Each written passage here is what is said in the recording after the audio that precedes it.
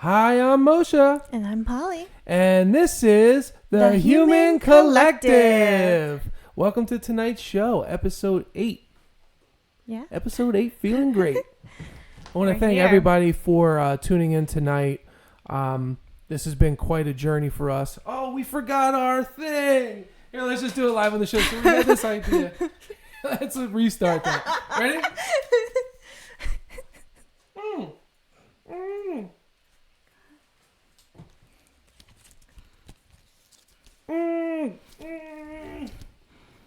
It didn't work out as well as I thought it would. So Polly and I had this idea to put some... Moshe had the idea. Yeah, it was my idea. To put some tape on our mouths and then rip the tape off and then kind of go into our spiel. To represent like being censored. Yeah, basically the past couple days after our last episode with Christy Gurkowski, which I hope everyone tuned into that show. If you didn't, the show is still on YouTube and it will be. Yeah, please check it out. Some people called it controversial, excuse me. Some people called it a work of magic. Whatever the case. Inspiring. Yeah, we touched lives. We did, and that's the goal of this show. One thing that I'll say about podcasts is a lot of people use it as a platform to just speak their mind and their opinion, which is fine. But we more so want to do that with our guests, basically giving a voice to the voiceless. Yeah. So someone like Christy, who's been banned from so many different platforms. Yeah, she's constantly being censored and she can't even get her message out there. So someone like that, it's really important to have a voice and have a place and a platform like this. So that's what we do here at Human Collective. Yeah, so Human Collective kind of worked as a shield because in essence, it's not our opinion. And also doesn't mean, so if we have someone like Christy on the show, it doesn't necessarily mean that we agree with everything she says. Mm-hmm. If anything, I wouldn't consider myself a Trump supporter. I try and stay in the middle from a more bipartisan approach. But I knew that she had something to say and it came from a good place.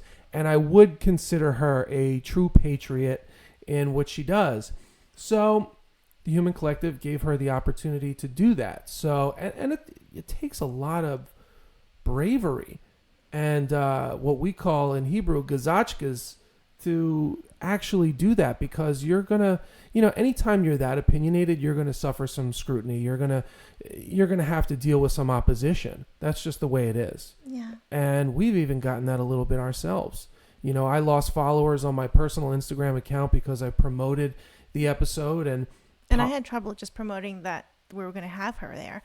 I couldn't even get it on our Instagram page, and I had some trouble getting it on Facebook as well, just letting people know that we're having Christy and she's going to be talking about Trump and being conservative and being trans. We were having a lot of issues. And then afterwards we had some backlash as well. Yeah, I mean, people just responded negatively to it. Not all. I mean, there's a lot of loving people, a lot of people that were giving their support. Yeah. But I just think it's really interesting that the whole reason we did this podcast was so that we could give a platform to people and also let our viewers and our listeners have like a way that they can see people who think differently. Right. And people they might not normally seek out.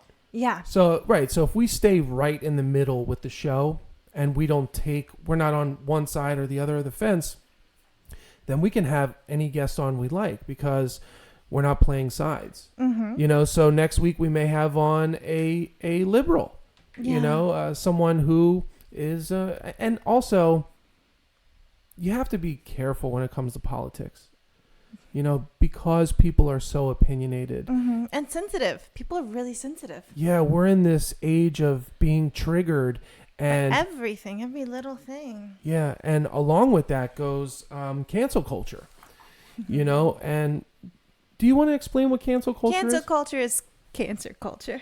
Yeah, so the title of the show sort of says it all, because if we live by those standards, what happens to free speech? It's not there anymore. People are so scared now, and they can't say what they're thinking. They can't even listen to other people thinking a certain way, because they're all of a sudden get grouped. There goes my computer. Yeah, so if we can't appreciate, my grandmother used to say to me, to understand your position, you have to appreciate and understand the opposition. Mm-hmm. And I think what she meant by that was you may not agree with your neighbor, but you have to respect them. And that's the idea of America. America's I mean, I don't need to say this. America's a melting pot of all different cultures and diversities. And the beautiful thing about that is we can still speak our minds and we can still say what we feel without the persecution of our peers. And we should be able to do that. We should be able to sit and listen to someone else who doesn't have the viewpoints that we have. They don't agree with what we're saying. We don't agree with what they're saying, but we should be able to sit and listen with the mind to understand, not just the mind to respond or the mind to give feedback or the mind to argue, but just to understand their viewpoint and where they're coming from. Right, and at least respect it. Yeah. Everyone should be respected. Everyone should be respected. Yeah, I think that's important. So anyway, just, shout out to Christy for coming on the show and doing your thing. We really appreciate it. That was a long podcast. It was just shy of 2 hours. We normally stay right around the 1 hour mark, but we wanted to make sure we hit all the topics.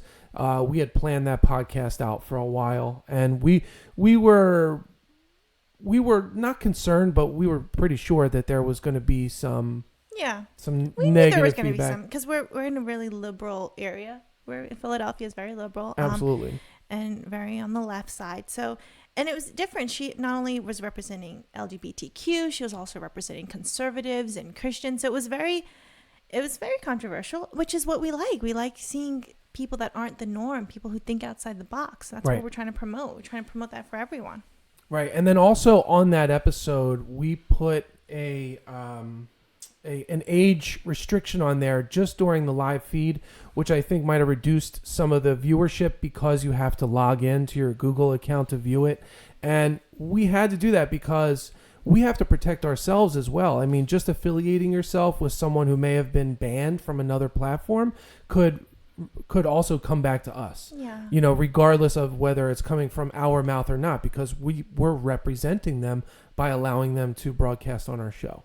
Yeah. Also, we didn't want Christy to feel like we were restricting her from expressing herself any way that she wanted. Right. So we wanted to make sure the live broadcast was only for adults. And then if there was some material that was, adult, then we could keep it that way. But if it wasn't, then we'd parental advisory, explicit lyrics. But after the live show, then it's open for everyone as long as everything's clean. Yeah, so the show right now, you can just click on it and view it. So, I mean, we're really promoting this show, but we would like everyone who watches Human Collective to watch that one because it's a good one. Yeah, it's good. And give us your feedback. Like, we've been getting some feedback, and it's really good. Some points that Christy made, people were confused about. Some places that she talked about, they didn't understand.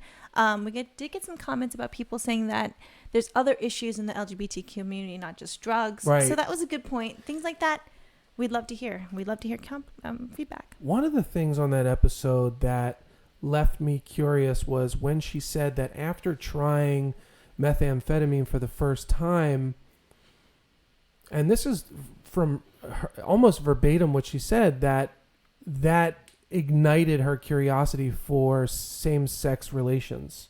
Basically, almost saying like the drugs turned her gay, which stirred a conversation I had with another friend of mine, and we just started talking and snowballing ideas, and I was like, if that's true, maybe that's the government's way of controlling the population. Because gay people can't have babies. It takes a male and a man and a woman to make a baby, right? I mean, that's obvious. So I don't know if that's true, but it's definitely food for thought, something to think about. I'm not saying that's the case, but there's this debate, and we talked about this a little bit on the episode, whether being gay or lesbian or whatever is something that you're born with and not something that you're learned. And I'm not saying that's some kind of disorder. That's just your preference. But the question is, and we'd love our viewers watching this show to maybe chime in on the chat. We'd be happy to talk about that. But whether or not it's something that you're born with or it's something that you inherit from your experience above ground. Yeah, it might be different from each person. So we'd like to hear that. Yeah. I think everybody goes, well, I don't know. I can only speak for myself, but you go through a period in your life during adolescence, like sort of through puberty where you question your sexuality and maybe explore some different things just to make sure that, you know, You like what you like. you like what you like. I know what I like, and she's sitting right next to me. Yeah, I don't know about that though. Like I didn't go through. What that. do you mean? You don't know about what? I didn't go through that. Like where I was Oh, no? questioning. No. You were sure you always were attracted to boys. Yeah. Yeah. Yeah. Okay. I never had anything like, oh, maybe I'm. No, didn't. I find that You hard to believe. You don't because, believe that about women, though. well, women are so beautiful and just like soft and just that femininity just like oozes out of you. It's like, how can you not be attracted to that? But then you're saying that there was a time when you questioned if you were attracted to boys. Yeah, as a little kid, Yeah. as a young kid, yeah, So you thought, hey, maybe I'm attracted to them. I'm gonna test this out. yeah, Really? yeah, absolutely. I'll Let's be talk honest about about that. that. I had a friend when I was really young, maybe like 6 or 7 years old, and I like fooled around with him. And honestly, it made me feel really uncomfortable. And I still did it because I was curious. Was but he as curious as you were? Yeah, So you guys were just like curious about each other and discovering your bodies? yeah. And I did that with girls too. It was kind of like I didn't have a specific preference. I just maybe because I come from a house where everything was okay and accepted, so it was never like this is what you should like and this is what you should do. So I kind of curiously like fooled around with boys and girls when I was really young. Was it like a sexual thing? Like were you Yeah, sexually attracted or were you just curious? just curious. Okay. Yeah, and I realized that I didn't like it. It made me feel kind of weird and like not grossed out, but just it wasn't for me. Mm-hmm. And then I remember telling my mom and my dad about it and them just kind of like not knowing how to react. They didn't know what God's to say. parents for you. They were just like, yeah, you probably shouldn't do that. You know, just first of all, you're too young to be fooling around with Wait. anybody. How old were you? I was probably 6 or 7 years old. Yeah. Yeah, That so wasn't really. You were just curious. yeah. It wasn't sexual. It was sexual. Yeah, it was sexual. I'm not going to get into all the little details of what I did as a little kid, but it was curiosity. So that's what that was. I remember on the last podcast we were talking about Milo Yiannopoulos, who is a gay British man, and he was, you know, he was not a social justice warrior, but he was more of a conservative. But you know, he became really big. I think he was Breitbart.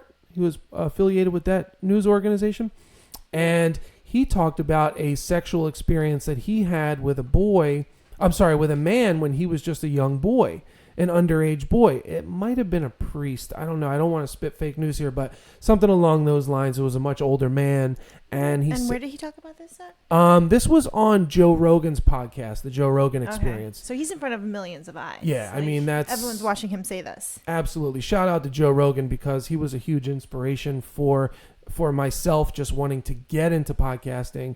And, you know, his platform is quite diverse as well. I think he doesn't really take sides. He might be a little bit more opinionated than us because we have a different format, but he can't get canceled either. No, he can't get It's too canceled. big for the cancel culture. But that episode with Milo led to him being basically canceled. Milo being canceled? Yes. Or, okay. Yeah. He was fired from Breitbart, and now he's just kind of dissolved into the ether. I use that expression a I lot. think that's really sad because he was just explaining his story. Yeah, it was It just wasn't like he was right. saying someone's wrong. He wasn't No. preaching hate. He was just like, this is what happened to me, and I didn't mind it, or I liked it, or whatever. Yeah, it was just a story, something that happened to him in his life, and whatever. The public responded to it with ill will, and now he gone. He gone. I think the cancel culture is really becoming dangerous.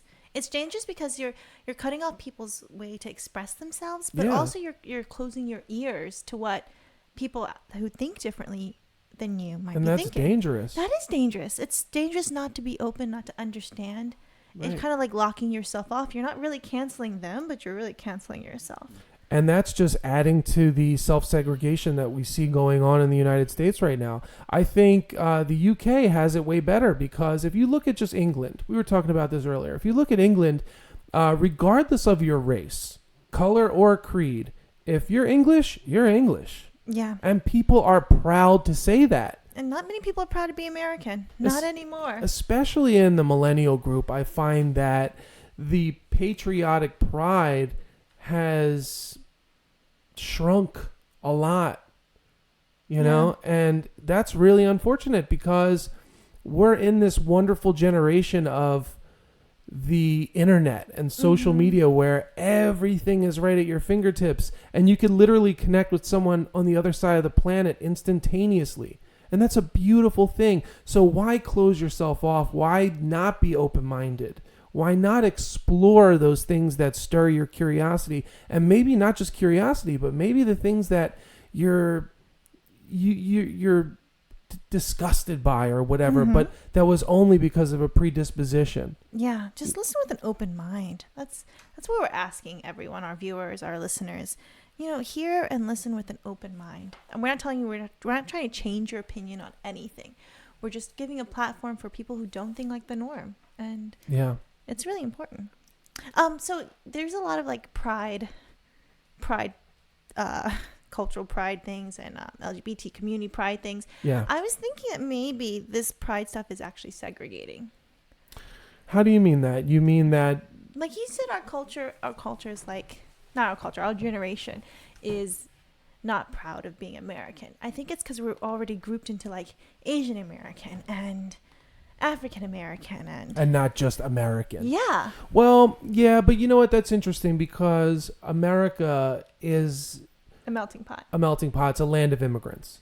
So one thing immigrants do, and I grew up in a very diverse neighborhood where I'd say a majority of the people on my street were immigrants from somewhere else. I mean, my family, you know, not me personally, but my grandparents were immigrants. And people hold on to that pride of where they're from. But there's also a reason they're here. Yeah. You know, everyone came here to live the American dream, live a better life. Maybe they come from a war-torn nation, or you know, their religion was causing them, you know, problems, or whatever it is. We all came here for a reason, so why not hold on to those things and just all be Americans? But then again, I still think it's kind of cool to hold on to pieces of your definitely. culture. Like, I'm not saying that you shouldn't. Like, people should know where they're from and know their culture and celebrate their culture. I definitely agree with that. But I think it's everywhere where we're like segregated. On every form, it's like, who are you?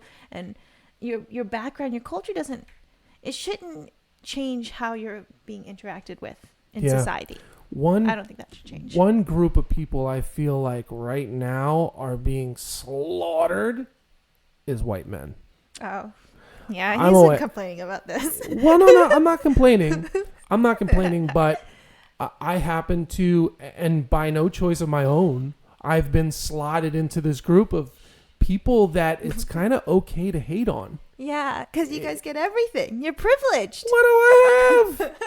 And it's like, I get it. I appreciate that. I can understand that. And I can sympathize with minorities and less fortunate cultures.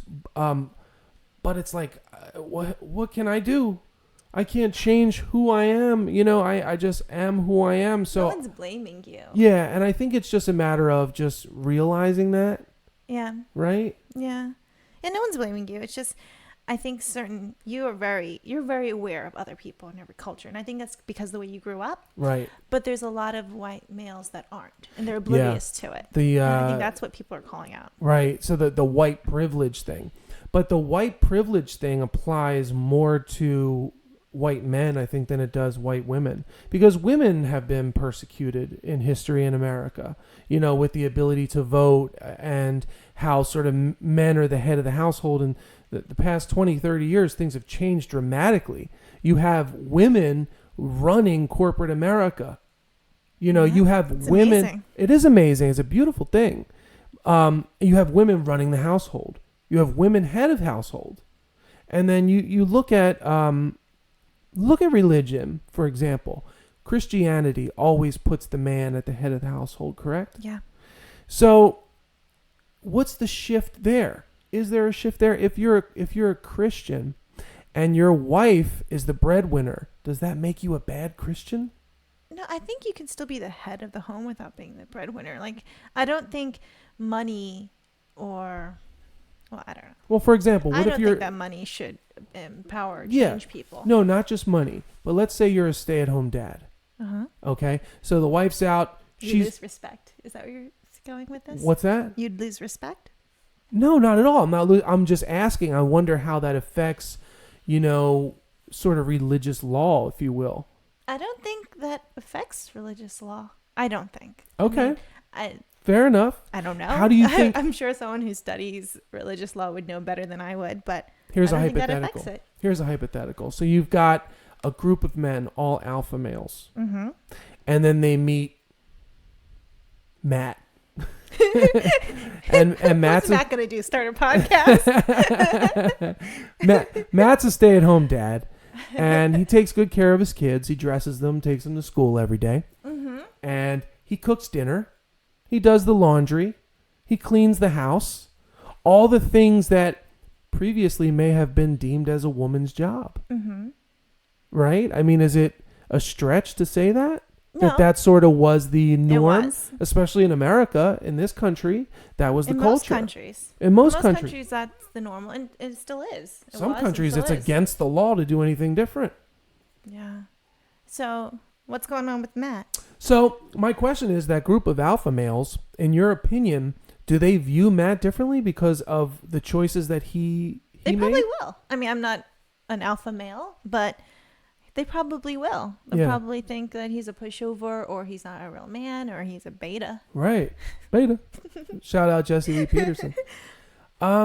Yeah, I find that kind of curious because the culture's changing, Yeah. It's so different. There's no like mother, father, or children. Like that whole norm isn't a norm. There's no such thing as the norm anymore. Yeah. It's whatever works for you and your family. Yeah, I just remember my parents' generation saying, you guys are responsible for the future.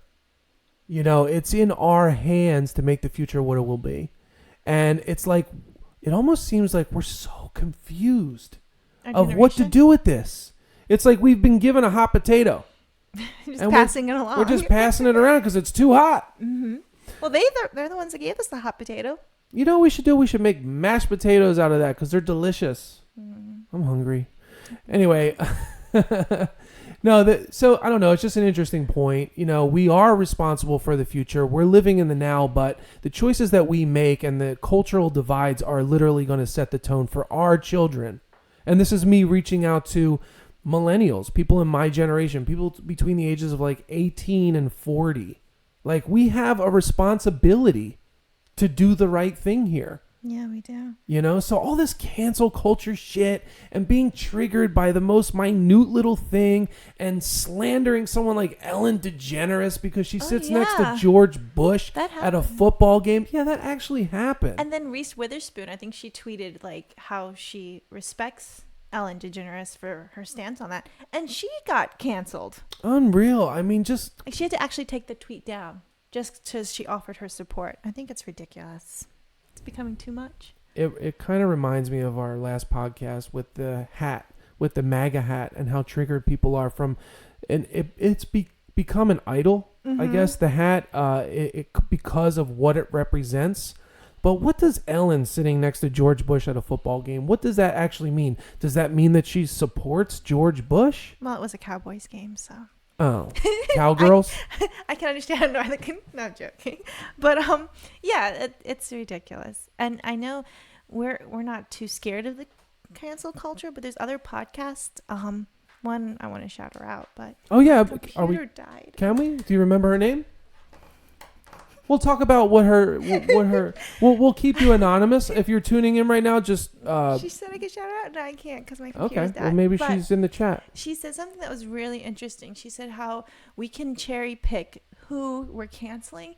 Meanwhile, like, and I'm paraphrasing probably terribly. Yeah. Well, they're the actual like bullies and the people who are really abusers. And I think that's what people are becoming. They're almost like trolls, just shutting people up and canceling them. Yeah. Well, what's interesting is the parties have almost flipped. Yeah. And I feel like, I know I'm not involved in any kind of activism when it comes to politics, but I've seen the liberals perform acts of violence against the conservatives Yeah. just for what they think. It's awful. And think of what does that do? What is that doing to the culture? It's doing nothing. It's just making people ashamed to think differently. You know, I hear people say scared. if the Trump supporters were quiet about their support for Donald Trump, well, if they were outspoken about it, they might get beat up in a Yeah. crowd. I had a friend in Philly, and Yeah, he told me, yeah, I voted for Trump, but I would never tell anyone besides you, Polly. because he was in fear. Yeah. Yeah. He was scared. He said he had some points that I believed in. I wanted the country to be ran like a business. Like, I supported him in certain things. So yeah, I voted for him, but I've never told anyone that, and I can't. Like, he was scared that his tires would get slashed or his They car might. windows would You get want to drop his busted. name? Yeah. But I'm protecting you. Yeah. But yeah, that's sad. That's sad. You can't even say, like, you can't even discuss issues. You can't say, oh, he made sense Right. on this, How- or how someone do else you- made sense on that. Yeah. How do you discuss stupid. issues if you're living in fear of what you believe in? Mm-hmm. Or who you are. A lot of people are still living in the closet because they can't come out or something. Maybe this is all part of a government agenda, because if we shut up and don't say what we actually believe, we slide very slowly into communism. Yeah, we become sheep. We slid very slowly into socialism. Are we here? Are we in socialism right now? Absolutely. No, I think we were more of a socialist nation under the Democrats when Obama was in office. Mm-hmm. I think they were really, they had a very specific agenda for bigger government. And it's almost like we can't manage our own lives, so we need to put it in the hands of the government. And that's scary because, I mean, I think people should be able to control their own lives. There's certain things. I think it's bizarre for bigger government and to put our hands in theirs. You Our know? lives in their hands. Yeah. That's what's happening. Well, we'll see how it goes. Right now, we've got a maniac in office. Whether you agree with him or not, you have to admit he is a bit of a blowhard. He's extreme. You're covering your mouth. You're like, you don't want to say. Where's my thing? You don't want to get that cancel culture bug. That's hilarious, man. That bit. I was really hoping that bit would have worked out better. I completely forgot. I told you. I was like, standing up there. I was like, are we going to put the tape on? Yeah. Are we Yeah. going to put the tape on? Yeah. We had some technical difficulties on the show. So anyway, a couple things I wanted to talk about. One, actually leading to just the way the media manipulates what people say. Everyone knows Cardi B, Yeah. right? Shout out to Cardi B. So Cardi B was doing an interview, and she was asked about how she manages her time with her daughter. And she had brought up that, she has a babysitter or nanny, whatever you want to call it. And some sideways comment about how her daughter calls the nanny mommy. But she didn't say that. She didn't say that What in those she's- words. It was manipulated. I don't remember What exactly what she said, but I it was. remember what she said. You do? Yeah. Go ahead. Well, this is after the rant where she was protecting herself. She was saying that she spends more time at home than in the studio because she doesn't want her kid calling somebody else mommy. Okay. Actually, I have the clip. We can play the clip for the audience, and they can actually formulate their own opinion. This is from Hot 97, so hopefully this doesn't get us banned, but I'm going to play it. Here it goes.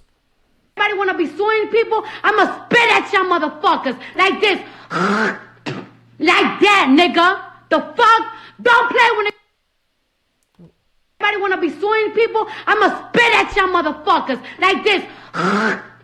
Like that, nigga. The fuck? Don't play when it comes to my kid. Don't use my kid for clickbait. Don't fucking cut half of the shit that I said about why do I gotta spend time with my child. Cause every single day, like just yesterday, these bitch ass niggas, Joe Budden and the motherfucking podcast talking about, oh, Cardi's doing other things. She's not busy worrying about hip hop because she's doing other money moves. Yes, nigga, I'm doing other money moves. And guess what else I'm doing, nigga? I gotta spend time with my child. So I'm sorry that I'm not doing what y'all niggas expect me to do, cause I gotta do other shit, like spend time with my kid. The fuck? And the younger niggas is gonna use what. All right, we'll end it there. She's ranting. You think she was upset? Just a little bit. She seemed a little upset. Jeez. But I totally understand that. Especially like she's a mom. She's a professional. She's doing a lot. She has a lot on her plate. And then people are accusing her of being a bad mother. I mean, I'd be mad too. It's a tough gig. I mean, being an entertainer, being someone in the entertainment business, like you're working around the clock. You know? You can say what you want about the kind of money entertainers make, but she earns every dollar that she's made. I think it's wrong for people to also like tell other women how to be mothers, you know, like, or saying they're not being a good mother because they're working too much or working too little. I mean, I don't know. I think that's really wrong. So for them to say her kid is calling someone else mother and switching the words and cutting up her video. Yeah. She has every right to be upset. I don't know if she's getting it across, her message across the right way. With the way that she said it. Yeah, I think but she has that every was right to be mad. It was kind of like heat of the moment. I mean, she really went hard. But Cardi B's always been like that. I mean, if you watch any of her social media, anytime she has a beef with somebody, she lets them have it. She is in the most beautiful way expressing her freedom of speech to the maximum. And I appreciate that a lot. I think more people need to be like that. People keep their mouths shut. You know, because they're scared. Because they're scared. Cancel culture. They're scared. Yeah, but the squeaky wheel gets greased. Not always. Squeaky wheel might get canceled. Or get you fired. Yeah, you might lose everything. Because sometimes that's all you have is a platform. Yeah, but you don't lose your integrity. That's true. That's important. That's true. Yeah. Yeah, but integrity doesn't put food on the table. No, it does not. Welfare does. Not really. So, and speaking of another woman of female empowerment, Jane Fonda, the two-time Oscar winner, who's now in her 80s, I think she's 81 years old, was arrested. She was protesting global warming. What was she arrested for? I guess with the way she was doing it, I don't know. The article was kind of vague. I probably should have looked that up a little deeper, but she was with other protesters, and it might have been some public area, or she was on private property or something like that. She was like blocking a public building. Oh, okay. Why didn't you say that? Well, that's what I heard. I don't know if it's true, but yeah, I heard she was blocking it. I mean, and she was protesting climate change. She was very supportive of Greta Thunberg. Oh, right? Yeah, the girl, the Nordic girl. Yeah. There was so many memes about that girl, like, because they're coming for her hard. Yeah. Sad. Well, listen, she's kind of scary looking. A little bit. I don't think people should worry about her looks. They should worry about her message. But on like defense for Jane Fonda, she's always been very like active socially. I think she's also like went over during the Vietnam War, and she was like trying to stop people from bombing, the pilots from bombing in Vietnam. Like she's a very social aware person. So, I mean, in her defense, what are you pulling Look at that face. Leave her alone. She's like 16. Is she? I thought she was younger than that. Yeah, she looks pretty young. But yeah, I think that she was blocking some building. I think that's all for publicity. Arresting her. What do you think? Yeah. I don't know. Yeah. So she didn't stay locked up. Like it was a couple seconds and they let her go. But yeah, it was because she was blocking something. But she's very supportive of it, of protesting climate change. And I think that's a good thing. I think more people should get behind Greta. Yeah. And not make fun of her. I'm saying she looks weird. I think she's autistic, right? I don't know. She's on the spectrum. Is she? Yeah. I think I just lost our feed. Cool. Here, keep the show going for a second. I gotta check on something. My computer's dead, so I don't even know what the next topic is. Can you give it to me? Yeah, I can.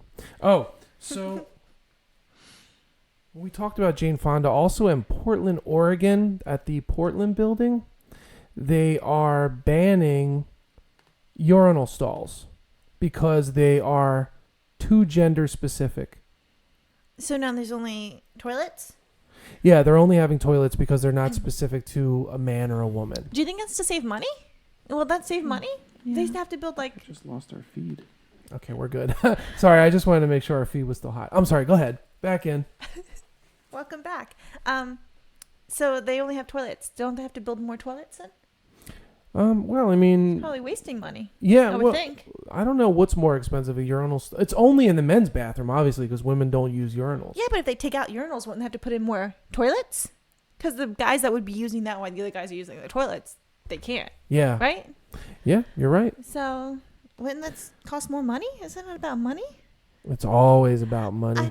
I don't see why. They're probably just taking it out and not putting anything more in. Yeah. What do you think about the gender neutral bathrooms? Like when you go in and I don't know, it's a little uncomfortable. Like, just I have not been in one. Have you been in one? no. Yeah, I have. It was like at some trendy sort of bar restaurant in New York City, and there was no walls. It was clear glass. Wait. So in the Yeah. stalls, Yeah, there was glass in the stalls and everyone could see you on the toilet? correct. Oh no. Yeah. That's one way they get people not to use the bathroom. It's kind of weird. Like isn't I would it? just hold it. Yeah, it's Yeah, kind of so weird. I went to this restaurant in Center City somewhere.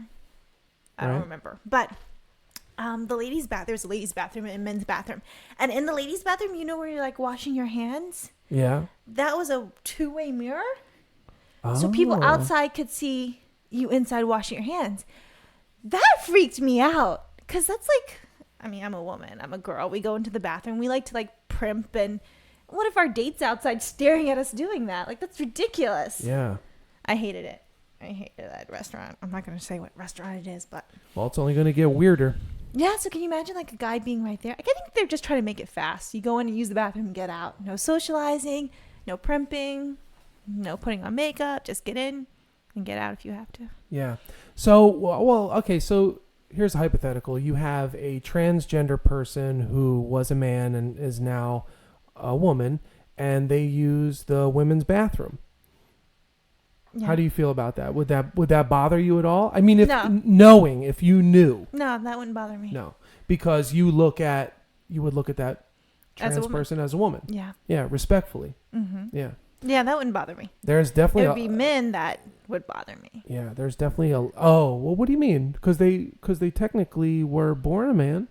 Yeah, but they're not anymore. So Like, I mean, they're women. Their Right. minds are women. They're But what if it was like just a perverted? I guess you can't stop that. I mean, I guess the argument is if it's a perverted man going in pretending. you can't stop that anyway. Yeah, like Who would know?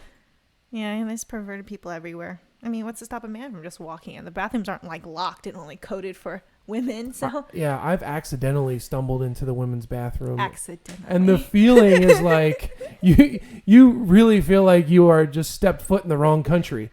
You're like, wait a minute. that's our sacred place. Yeah. Like that's where we go talk about you guys. One thing I will note about women's bathrooms that a lot of men probably don't know is they're filthy dirty. Women are You guys didn't know that? No, women are so much dirtier than men when it comes to public bathrooms. Well, and sometimes regular bathrooms too. You'd be surprised. What the hell you do when you walk Nothing. in there? It's like a bomb went off. But that's where you do everything. That's what I'm telling you. Like the bathroom's a sacred place. You do everything there. Anything that you would do outside, you can do in your bathroom. I know women that go and like eat dinner in their bathroom. Men, it's like a regimen. We go in, we do the one or two, we wash our hands, maybe, and then we're out of there. Maybe. There's two kinds of men in the world. There's men who wash their hands before they pee, and men who wash their hands after. Which one are you?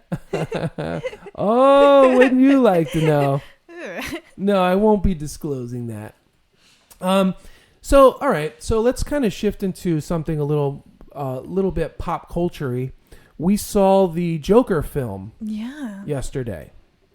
And we're clout chasing right now because it's a trending topic. So if we talk a little bit about the Joker, hey, but you know what? I think there is some correlation there in that film with what's kind of been going on with our show over the past couple episodes. Mm-hmm. You know, what was his name in the film? Fink? Arthur Fink? Is that right? I Fink? don't remember the last name. So he's sort of a socially inept person. Mm-hmm. And is an outcast. And he suffers from mental illness. He's almost a picturesque version of how the media portrays these mass shooters, you know? Mm-hmm. Mental health issues, Mm-hmm. not a normal contributing member of society. I'm doing the quote fingers on that. And someone who sort of goes off on the deep end. He gets his hands on a gun. Mm-hmm. You That he know, wasn't supposed to have. right, through like the black market or whatever. And then, His friend planted it on him, literally. yeah, this is a little bit of a spoiler alert. Yeah, but, it's movie's been out for a while, so yeah. if So you haven't seen it, it's on you. right. So he's on the train. And this was actually in like the trailers. They showed like a piece of this scene, but he gets bullied, he gets beat up, and then he pulls out the gun and he kills the guys. One, I think it was in self-defense, the first Yeah. guy, but then the third guy, he kind of chases him down. He's wounded, and then he shoots him in the back, and that was definitely a cold-blooded thing. And I think that was showing the difference between Defense, and then when he became like a murderer. right, and that sort of let you in a little bit onto his psyche, Mm-hmm. which was devilish.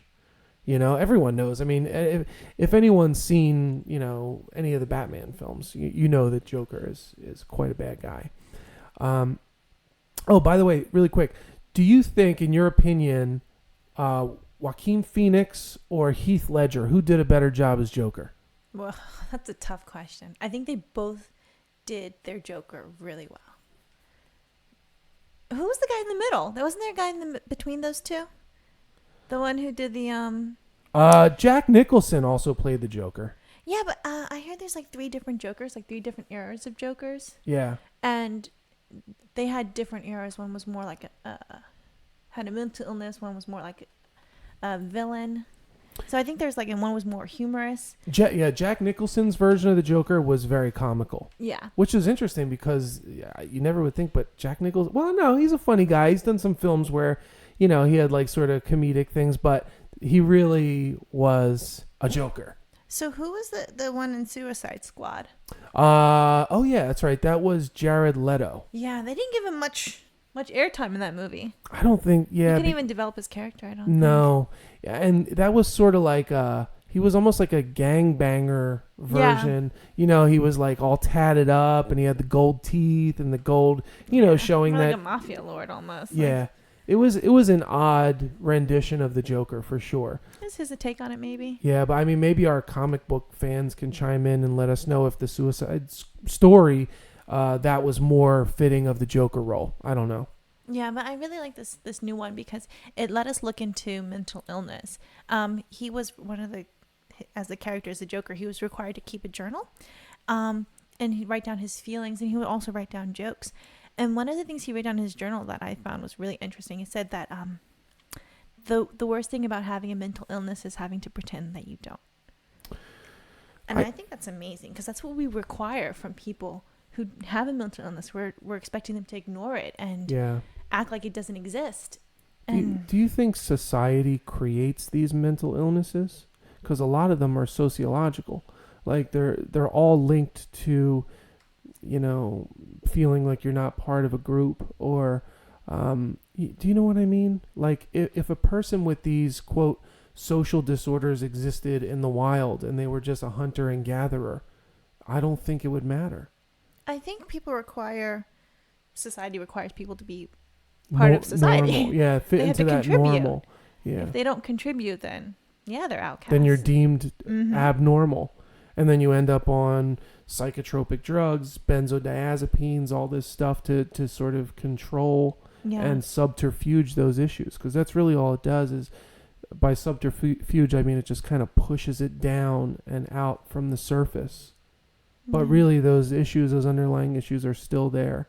And in the film, his character was on a number of drugs. Yeah, they said he was on 7? Yeah, I think he said 7. And the worst thing is that the program, he was going to go see a therapist, and the therapist never listened to him. Yeah. Like, she was just a body. She'd ask him the same questions. And he's like, you don't listen. Yeah. And I think that's like back what we were talking at the beginning of the show. We're talking about active listening. Yeah. I mean, that's the person whose job requires it. Like, you need to be able to listen and try to understand people. But she was a social worker. I think, I don't even know if she was a therapist in the movie. And she was just asking the same questions. And was just like, okay, we're going to be cutting your funds. You're not going to get your medication. And it's sad, but I think that's also like what happens in society in general. Yeah, and then they cut the funding to the program, and then he was just out in the cold. Mm-hmm. It was just like, oh, the funding's been cut, so I guess you're normal again. Yeah, and he asked, where am I supposed to get my meds? My and she's medication. like, oh, I'm sorry. I don't know if that happens. I hope that doesn't. I think people can get them if they need them. That was Gotham. That was Gotham, This which is America. basically New Hopefully York. it's not bad. But you'd be surprised how screwed up the system is. Yeah. Speaking from personal experience, I've been through the system. I've been on welfare myself personally at one point in my life when things were really bad. And I grew up on welfare. I come from very humble beginnings. You know, my family didn't have much money. I hope I'm not putting my family on blast here, but, you know, my father couldn't read. You know, he only went to grade school. My mother never completed high school. They're good people, but, you know, they were just, they were a product of their environment. And we lived on welfare, and it was tough. You know, nothing's harder than trying to melt some government cheese. That shit don't melt. Try making a grilled cheese sandwich with some government cheese. It's like it turns to powder. It's weird. I don't think it's cheese. I don't know what government cheese is. Government cheese is like a... Cheese. Well, at the beginning of the month, it's only American cheese. Okay. Because we're in America. And they basically give you a 5-pound brick of cheese until you have a good day. Oh, really? They're giving groceries. I thought they gave food stamps. I didn't know so little about this. I thought they gave food stamps. They actually give cheese. Yes, they do give you food stamps, but if you wait in line down at the government office, I think it's like once a month or something like that, they give you some stuff. They give you a loaf of bread and government cheese. Yeah, that government cheese. And it doesn't taste too bad. Like, it tastes like cheese until you try and melt it, and then you realize this is not cheese. I think that's why I turned out the way I did. People were like, man, you're so tall. How did you get so tall? I don't know, probably because I grew up eating radioactive government cheese. Yeah, I didn't know that. Yeah. So anyway, so in the movie, they cut the funding to this program he's on, seeing a public psychologist or whatever. And then he sort of goes off on the deep end. He just goes ape shit. Yeah.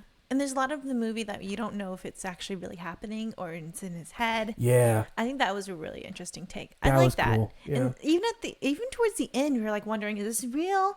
Is he in the mental hospital or is he on the street on the cop car? Like, you can't really tell. Yeah. And I like that because to him, they're both real. Right. Which is amazing. I really like that. I also like doing one part of the movie. He was at the talk show and he said something about humor being subjective. Yes. What's funny? Yeah. So and who deems what's funny? Yeah.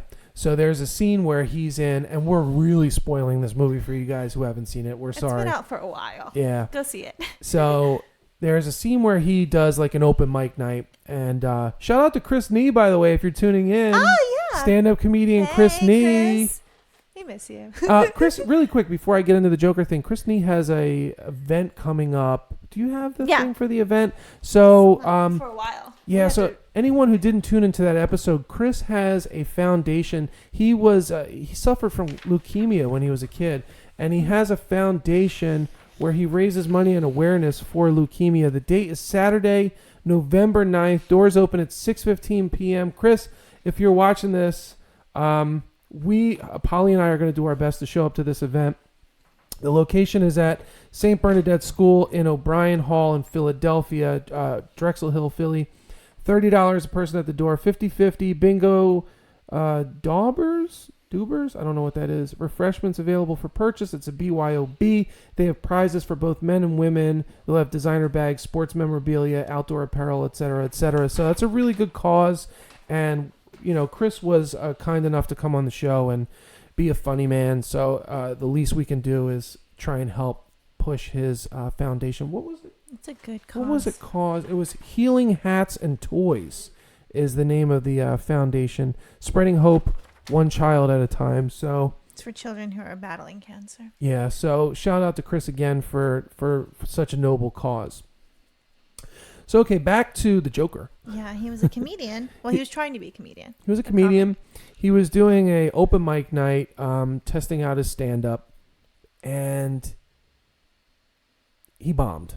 Yeah, but we didn't know he bombed Yeah, until... because there was sort of this I guess, vision that he had in his head that he was doing a good job, or he Yeah. recovered from bombing to sort of recovering the crowd, which is Mhm. in comedy is it's almost impossible to do that. So, and as the viewer watching the movie, you're not really sure because he kind of has this visionary girlfriend as well, who's a neighbor that he terrorizes, and you got to see the movie to find the rest out. But Stalks her. so then, creepy. yeah, so somehow, and this film takes place in like the 70s, 80s. Yeah, it seems like that. I Yes. didn't even think about that, but yeah, it's probably like in the 80s or something. Yeah, so somehow they got footage. The played by Robert De Niro plays the late night talk show host, and they found the footage of him bombing, and he was dressed in his clown attire. So No, he was in regular attire then. was it? Yeah. Oh yeah, okay, you're right. I'm sorry. So he shows up to the late night talk show in his clown suit, and the way De Niro told the story of him bombing now creates a reaction of the audience where they laugh, so it becomes funny. And that lends itself to what you just said, that comedy is subjective. Mm-hmm. And depending on the delivery, who's delivering it, and how they deliver it, can make people laugh or not. Yeah. But his intention, Joaquin Phoenix, the character, was for people to laugh with him, Not at him. not at him. So what happened during the late night show was they laughed at him. Mm-hmm. And you could see in his face the rage that was like just Yeah. this burning fire in his chest. It's almost like a disgust. Like he was disgusted at how terrible these people were. Yeah. Because he didn't do anything to hurt them. He was literally just standing up there. And I think a lot of comics are brave just to stand up and try to make people laugh. Yeah. Like they're up there doing a good thing. They're trying to Right. bring joy to people. And people were just laughing at him because of a couple words that Robert De Niro was saying. I don't know his character's Yeah. name. But And De Niro, he was just sort of so jaded from the role Yeah. that he's in as a talk show host. He wasn't even thinking about it. He's thinking, this is a little bit. This is a little segment. But for Arthur, it was his whole entire life. world. Yeah, he daydreamed about being on that show. Yeah. So then what happens? So then he said, what did he say? What do you get when you cross someone that society has turned away or something? Don't get me quoting things, people. I can't remember anything. But basically, he kills everyone. He blows De Niro's brains out. Oh, yeah, just Robert De Niro. Yeah, he shoots him in the head right on live television. After he admits to killing the people on the subway. Oh, that's right. Yeah. So there was like this whole movement. So, the media puts out a newspaper that a clown killed 3 Wall Street guys who were like total jerk offs, and, sort of like the public gets behind them. Mm-hmm. And they have these clown faces and stuff like that. Because there's a huge separate between the poor and the rich. And I think that's still something that's happening in our society today. The Like, there's- caste system. Yeah. Yeah, it's a huge divide. There's like poverty and then the rich. And the middle class is getting smaller and smaller and smaller. The middle class you can almost put in It's with poverty. the poor. Yeah. And you know what else is crazy? Speaking of poverty and sort of the wealth, distribution of wealth, is there's a lot more millionaires. Yeah, there's a lot more billionaires. We were watching that show. Yeah. There's And that kind of says to me that maybe our money's not worth as much as we think it is. That's a good point. Yeah. Because there's so many billionaires. Yeah, I mean, you could literally like do what we're doing right now, go viral 6 months down the line after some sponsorship and ads, you're a millionaire. Yeah. So what does that mean anymore? What is that worth? Hmm. And what do you have to give up, and what do you have to sacrifice to be part of that group? I think some people do it in an honest way. Yeah, but I think a lot of people that do it also abandon Their where morals they came and from. their integrity. Yeah. Yeah. Because when you grow up poor, all you have is your integrity. All you have is your character. Mm-hmm. I remember the people that I grew up with as a kid were funny. They were just naturally funny. And because their character was their entire being. They didn't have a fancy car, a fancy house, or a timeshare, vacation home. They just had themselves, Yeah. and So who they are really mattered. yeah. So I think that poverty, excuse me, for me growing up in Philadelphia really bred some really amazing human beings. Mm-hmm. And that was because of the difficulties of being impoverished, like growing up poor. So do you think being rich would make someone corrupt?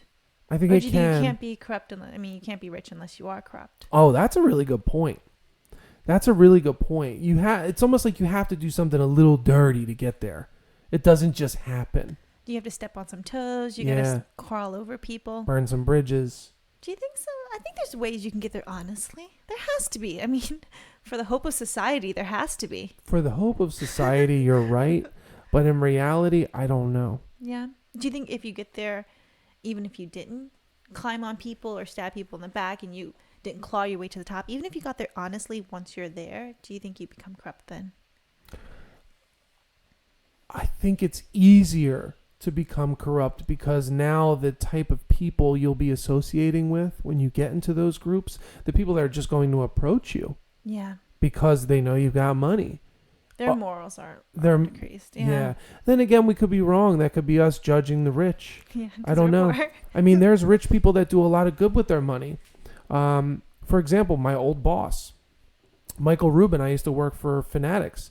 And Michael Rubin is a billionaire, self-made billionaire, comes from a pretty middle-class home. You know, Jewish kid, grew up in a middle-class home in Delaware County, like just outside of Philadelphia, and bootstrapped and started a business in his parents' basement, borrowed some money from his neighbors, and got into sports merchandising, licensed apparel and that sort of thing, and built an Smart. empire. And then he's the one that helped Meek Mill get off of his case, which I in didn't turn know that. started an entire movement for prison reform and minorities in prison that were wrongfully accused or maybe had a harsher sentence because they were a minority. That goes back to that white privilege thing. Someone like me, maybe I could sit in front of a judge and they'll have more sympathy on me just because of my race. Whereas someone like Meek Mill, who had a tough upbringing and made some bad choices in his life, but got the harshest sentence possible. And that might have been because of his minority. Mm-hmm. So anyway, so Michael Rubin saw, hey, there's a problem here. And he fixed it. Well, he's trying to fix it. He's partnering with Jay-Z and some really high-level lawyers and stuff like that to work on prison reform. He got Meek Mill's name cleared, Yeah. you know. So I have to say something. I think a lot of billionaires now are doing something to give back, which I think is excellent. But just because they're doing that doesn't mean that they haven't done terrible things in the past, or Right. they're not still doing terrible things, but they have to show a good face because they're scared of the cancel culture or something. yeah. So, And also, just because of their money doesn't mean that they have to. That's another thing. It's Yeah. like almost like the less fortunate expect that. yeah, that actually happened in the Joker movie as well. They were kind of mad because, what was his name? Bruce Wayne's father?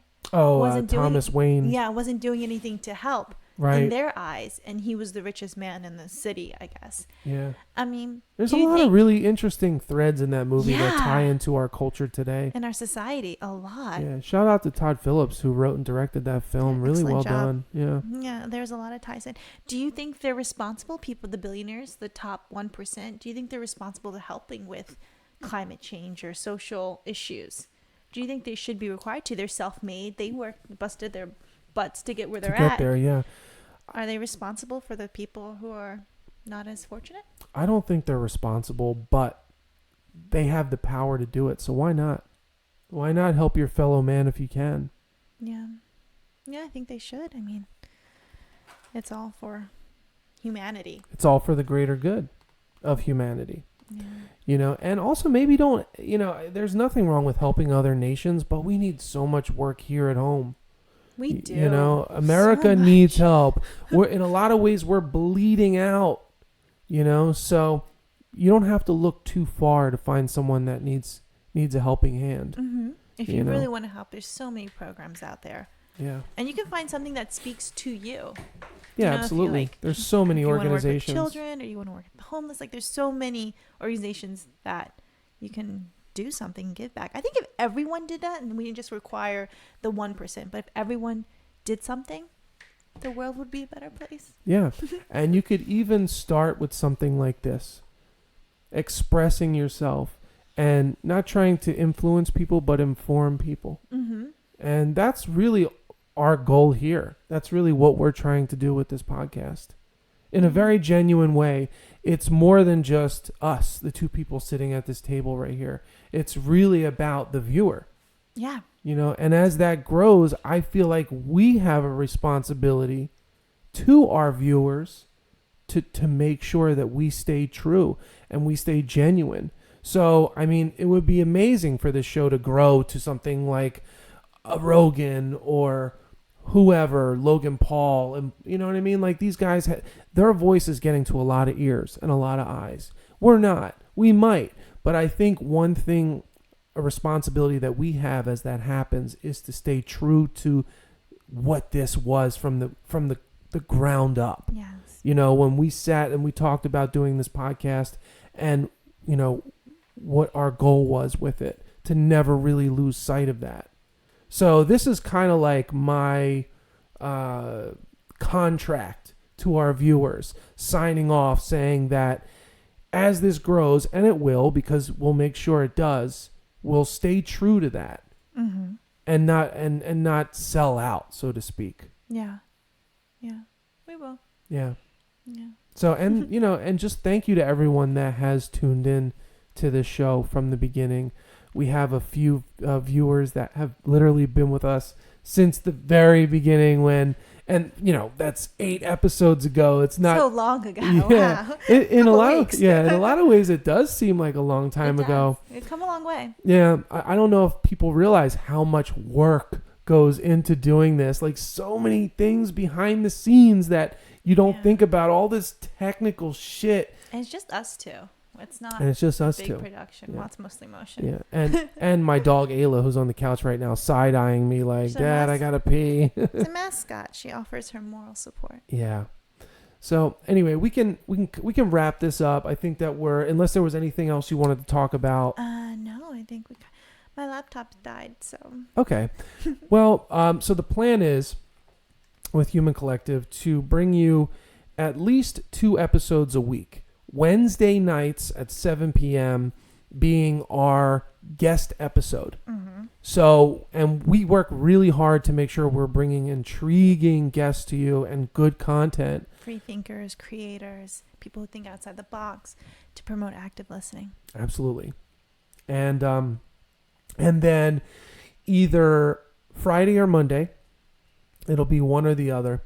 We do sort of a recap like we did tonight, where it's not really a hard-boiled episode. It's a little bit more open format, but we talk about the guest and we do sort of fill you in on what our opinion is on the show and how things played out, because during that episode, we really want to focus on our guest and not really take up too much airtime or try and influence them with our opinion or start a debate or whatever. Yeah. Like, that's not the goal here. The goal here is for people who have been silenced by the media or people who don't have the voice or the platform to educate people on whatever their thing is. Mm-hmm. And express themselves. Yeah. And to just like promote free thinking. So if you guys listen to those episodes on Wednesdays and you want to, debate or you want to discuss or you have some input that you want to give us, you can always use these episodes on Friday or Monday to discuss in the live and chat. we'd love that. We'd love open discussions. We'd love just to open the dialogue so that we can all understand each other a little bit better. Absolutely. And you can also reach us on our Instagram, which is Human Collective Podcast, no spaces or dashes, just as it sounds. We're also on Twitter, which is at human_collective with no E on the end. So human_collective. You can also email us if maybe you have someone interesting you'd like us to look at and possibly have a guest on our show. We have the ability to have a virtual guest. So you can be anywhere in the world and we can see you right here on the screen and share you or someone with our viewers. So that's important to note, and we're always looking for new and interesting people to talk to and bring to the discussion. Yeah. Slide in our DMs. Slide in our DMs. All right. So, all right, so that's it. So we'll wrap this one up, and I just want to thank everyone again for tuning in to Human Collective. It has been quite a journey, and we've got a long journey ahead of us. I'm looking forward to episode 500, and we can look back on this and be like, wow, we really came a long way. Yeah. So we're not going anywhere, guys. Thank you so much for tuning in. This has been another episode of Human Collective. We will see you again on Wednesday. All right. I'm Moshe. And I'm Polly. And this was the Human Collective. Thanks, guys. Take Cheers. care. Bye.